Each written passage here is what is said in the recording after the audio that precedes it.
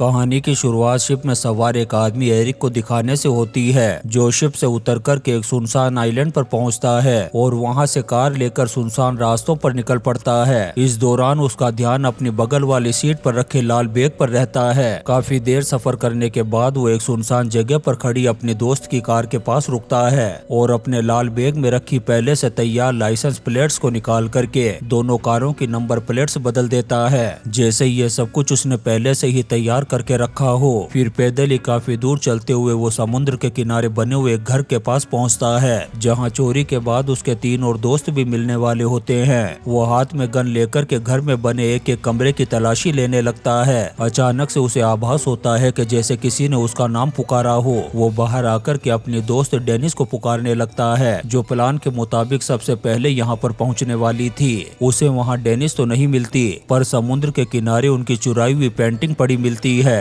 तभी उसे पानी के पास खून पड़ा दिखाई देता है। उसे लगता है कि शायद यह डेनिस का ही है। वह तुरंत दौड़कर घर से एक बाल्टी लाता है और खून को साफ करने लगता है। तभी अचानक उसकी नजर पड़ती है डेनिस के ब्रेसलेट पर, जिसे देख कर के उसे यकीन हो जाता है कि किसी ने डेनिस को मार दिया है। अब एरिक को डर लगने लगता है कि कहीं उसके दोस्त उसी पर शक न करने लग जाए, इसीलिए वो डेनिस के ब्रेसलेट को उसी बाल्टी में डाल करके पानी में फेंक देता है। तभी उसका तीसरा पार्टनर मेट भी डेनिस को ढूंढते हुए वहां तक पहुंच जाता है। दरअसल मेट डेनिस का बेटा है। एरिक उसे बताता है कि शायद डेनिस यहाँ से जा चुकी है और यहाँ उसे बस ये पेंटिंग पड़ी मिली है। मेट पूछता है कि डेनिस की कार कहाँ है, क्योंकि वह भी गायब है। तब एरिस जवाब देता है कि मैंने अपनी कार तो ठीक उसकी कार के बगल में ही पार्क की थी। दोनों डेनिस के अचानक गायब हो जाने से परेशान होते हैं, लेकिन एरिक जानता है कि शायद डेनिस अब जिंदा नहीं है। फिर भी वह सच्चाई छिपा लेता है और मेट को किस करता है। इससे साफ पता चलता है कि दोनों के बीच सिर्फ दोस्ती ही नहीं, बल्कि दोस्ती से भी बढ़कर एक गहरा रिश्ता है।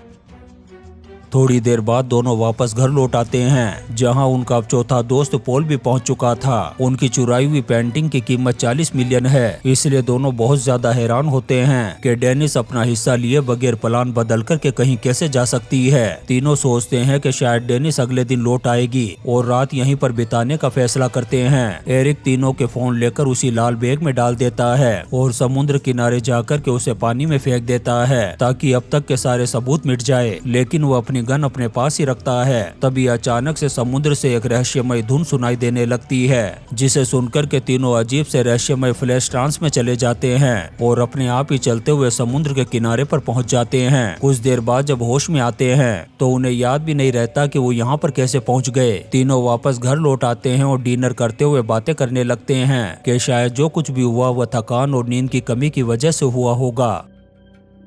लेकिन मेट अब भी अपनी माँ को लेकर के बहुत ज्यादा परेशान लग रहा था। तब पॉल उसे दिलासा देता है कि तुम्हारी माँ जरूर आएगी, थोड़ा सब्र रखो। रात में एरिक और पॉल दोनों बाहर मोर्च में बैठे होते हैं। तब पॉल एरिक पर शक जताता है कि कहीं तुमने ही डेनिस से छुटकारा पाने के लिए उसे ऊपर तो नहीं पहुँचा दिया, क्योंकि पॉल जानता है कि एरिक और डेनिस के बीच में एक छिपा रिश्ता है, जिसे अब तक मेट से छिपाया गया है। उसे लगता है कि शायद एरिक ने अपने उसी रिश्ते को छुपाने के लिए डेनिस को मार दिया होगा, लेकिन एरिक साफ इनकार करता है कि मैंने ऐसा कुछ नहीं किया। इसी बीच घर के अंदर मेट को एरिक की फेंकी हुई वही खून से भरी बाल्टी दिखाई देती है, जो किसी रहस्यमय तरीके से फिर से घर के अंदर आ चुकी होती है। मेट को उस बाल्टी में अपनी माँ का ब्रेसलेट मिलता है, जिसे देखकर के वो गुस्से से पागल हो जाता है और अब उसे भी एरिक पर डाउट होने लगा था कि कहीं एरिक ने ही पहले पहुंचकर डेनिस को मार तो नहीं दिया। तीनों के बीच का तनाव अब धीरे धीरे खतरनाक रूप लेने लगता है।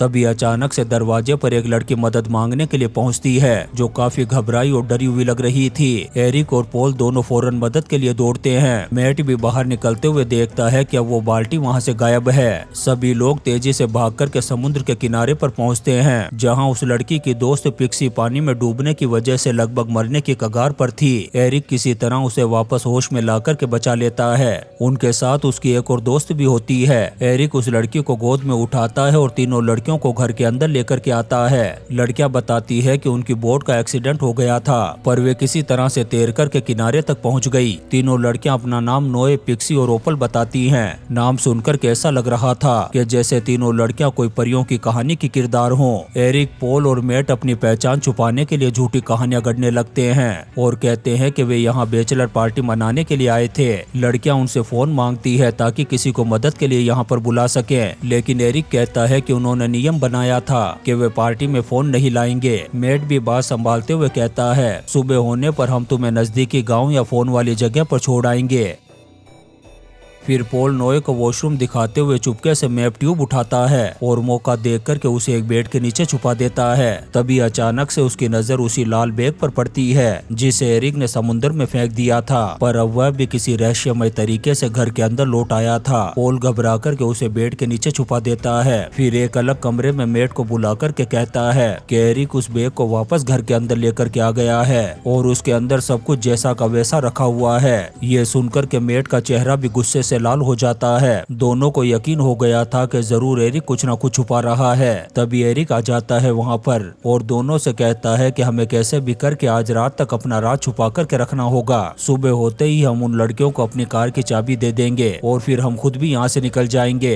इसके बाद ये सभी मिलकर के एक गेम खेलना शुरू कर देते हैं जिससे धीरे धीरे करके उन लड़कियों की बातें इनके सामने आने लगती है। नोई कहती है कि मैं एक प्रिंसेस हूँ, लेकिन वह सच कह रही थी या झूठ कोई नहीं जानता था। वहीं पिक्सी खुद को कुंग-फू एक्सपर्ट बताती है और अपनी काबिलियत साबित करने के लिए एरिक को पटक करके भी दिखाती है। ओपल खुद को माइंड रीडर बताती है और एरिक का माइंड रीड करते हुए पूछती है कि तुम्हारे पास गन क्यों है। तभी अचानक से पूरे घर की बिजली चली जाती है। एरिक भी गुस्से में आकर के घर से बाहर चला जाता है। तब पिक्सी भी उठ करके उसके पीछे जाती है और उसे आकर्षित करने की कोशिश करती है। एरिक भी भावनाओं में बह करके उसके पीछे चला जाता है। उधर घर के अंदर नोई भी अपनी मुस्कान और मीठी बातों से पॉल को बहका लेती है। ओपल ने भी मेट को अपने जाल में फंसा लिया था। सभी लोग कपल बनकर के अलग अलग कमरों में चले जाते हैं। जैसे ही पिक्सी और एरिक एक दूसरे के करीब आने वाले होते हैं तभी अचानक से समुद्र में वही रहस्यमयी आवाज गूंज उठती है। अचानक से एरिक और उसके साथी फिर से उसी ट्रांस में चले जाते हैं। कुछ देर बाद होश में आकर लड़खड़ाते हुए जब वे बाहर निकलते हैं तब तक मेट और ओपल दोनों गायब हो चुके थे।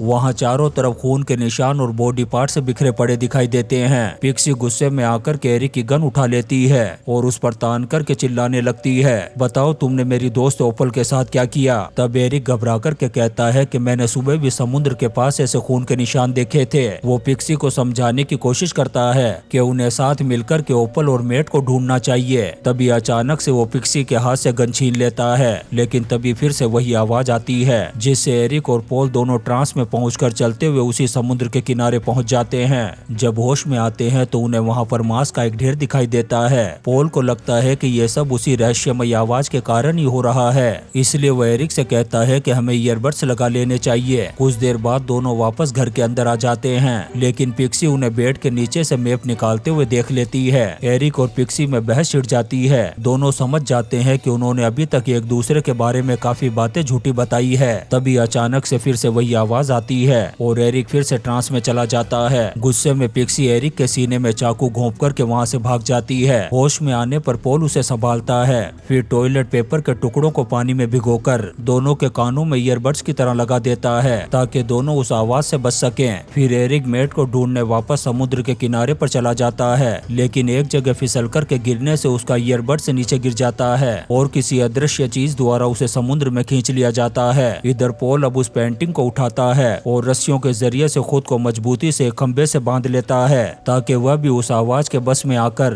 समुद्र में न खींचा चला जाए। लेकिन फिर भी वह आवाज उसे पूरी तरह से ट्रांस में पहुंचा देती है और बार बार उसे अपनी तरफ खींचने की कोशिश करती है, पर रस्सियां उसे किसी तरह से खींचने से रोके रखती है। इसी दौरान एक फ्लैशबैक दिखाया जाता है जिसमें पता चलता है कि पॉल ने यहाँ आने से पहले ही एरिक की फोटो के साथ एक चिट्ठी भेजकर पुलिस को रिपोर्ट कर दी थी, क्योंकि उसे डाउट था कि एरिक उन्हें धोखा दे सकता है। लेकिन उन्हें अंदाजा भी नहीं था कि उन तीनों के आपसी शक से भी बड़ी कोई शक्ति यहाँ उनकी जान के पीछे पड़ जाएगी। सुबह पॉल भी अपने आप को रस्सियों से छूट करके पानी में चलते हुए पाता है, मानो जैसे कोई उसे बुला रहा हो। उसे दूर पानी में वही तीनों लड़कियां नोए, पिक्सी और ओपल खड़ी दिखाई देती है, लेकिन वे तीनों कोई नॉर्मल लड़कियां नहीं होती। जैसे ही पॉल पानी में उतरता है वे तीनों लड़कियां जलपरियों की तरह तैरती हुई आती हैं और पॉल को भी पकड़ करके समुद्र की गहराइयों में ले जाती हैं। आखिर में हम समुद्र के किनारे पर डेनिस को जागता हुआ देखते हैं, जो अब तक किसी तरह से जिंदा बच गई होती है। लेकिन उसकी टांग पर भी बड़ा सा किसी के काटने का निशान होता है, जैसे उसे भी पानी में खींचने की कोशिश की गई हो। वह लड़खड़ाते हुए घर पहुंचती है और अपने तीनों साथियों को ढूंढने लगती है।